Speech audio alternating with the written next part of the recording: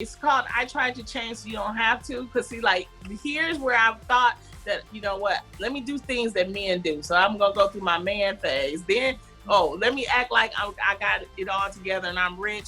And I like fake it till I make it. That didn't make it. Then I got to the point where I thought I was going to be a rapper. I was like Missy Elliott 2.0. I was like, okay, let me do the rapper phase. I was the worst rapper ever. Ooh, I couldn't keep a rhyme. Then I thought I was going to be the sexy siren, the plus size sexy girl. That show didn't work. Then I said, let me go and be a televangelist. So I was going to be a preacher. I was forgetting the scriptures and stuff. It was bad. So, you know what? I done been through it all. So it's like, yeah, it's an interesting story. Comedian and The Real co-host Loni Love covers it all in her new memoir, I Tried to Change So You Don't Have to, out now.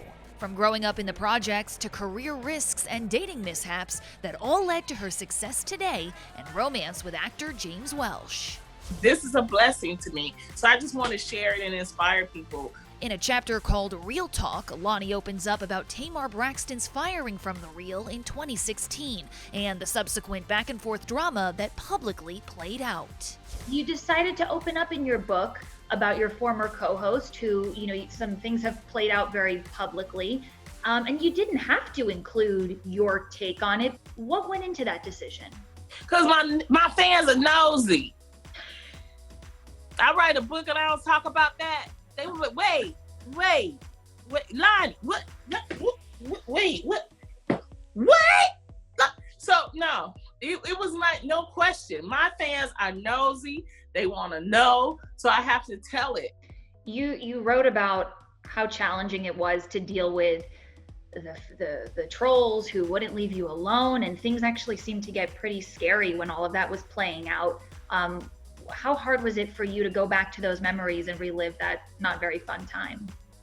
I've always been a strong person, and in the book you will understand why certain things were said, why certain things wasn't said, and hopefully this will give people another view.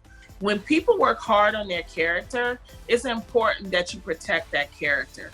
And just because people scream loud online, or you get a bunch of people ganging up and making assumptions, that doesn't mean that that's true.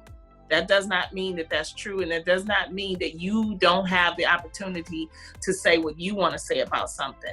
So I used to be the person that, just it'll all blow over. But we live in an age now in social media where it doesn't blow over. It's there forever. There are things that everyone on the show has said that, is still living. I think there's nothing wrong with fighting for your character and fighting for your truth. I want to say to Tamar Braxton, you are still our sister. This is your 1000th episode too. On your 1000th episode celebration, you toasted to Tamar, and I thought that was a really kind and classy move. Where does your relationship with her stand today? I don't know. Yeah? I don't know. Have you guys spoken at all? Well, the reason why the 1000th episode, it was important because she was part of the 1,000 episodes. We've reached out to her, and we'll keep on trying to reach out to her. But, people, my whole thing is this. My character has been attacked because there are things out there that are just not true. And you'll read about it in this book that is my truth. But when your character is attacked, it does bother. People say, oh, you're bothered. Yeah, you're bothered. Because you don't want people thinking certain things about you. Right. And it's very important that you clear that up. Because at one point I wasn't allowed to talk. That's in the book too. I wasn't allowed to talk. So now I can talk. And I think that once everybody gets their side out, then, but it's always been open. We've invited her onto the show and things like that. It is what it is. What do you want people to know about your truth?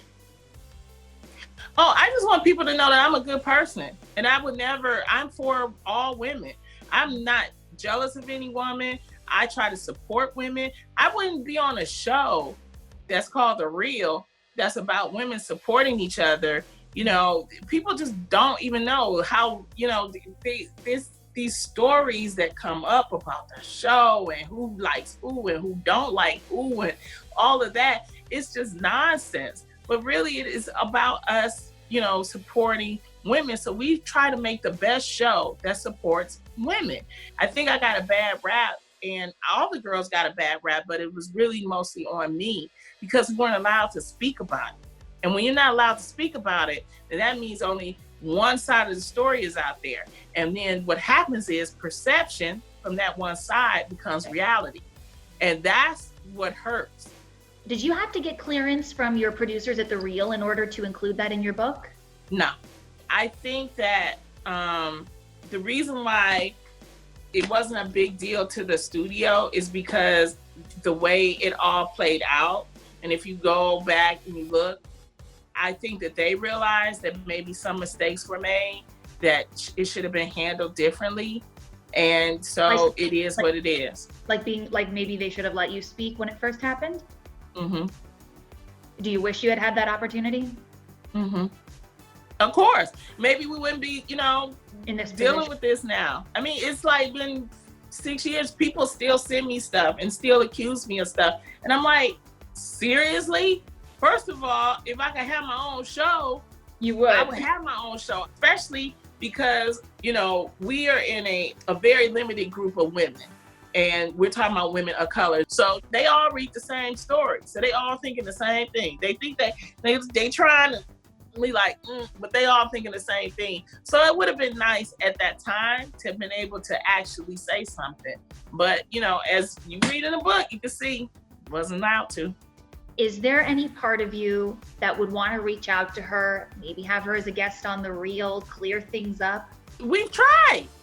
It was an invite. And still nothing? What you see on The Real, yeah. We try to support everybody. It's nothing, we didn't have anything to do with it. When it comes to making decisions and stuff, that's all above my pay grade. But people want to believe what they want to believe. And it's just, I just wish we could have done this differently. I don't know how many times I have to say I wish it would have been held differently, but it's nothing I can do. And I feel bad. This is why when people say, why you keep talking about it? It's because you feel bad. You feel bad that one, you blamed for something you didn't do, and two, somebody did lose a job. It was embarrassing, it was hurtful, it was confusing for all of us. But when you say that, people still don't believe it. So I have a set of fans that really want to understand it. So I put it in a book. If she sees this interview, is there a message that you'd want to say?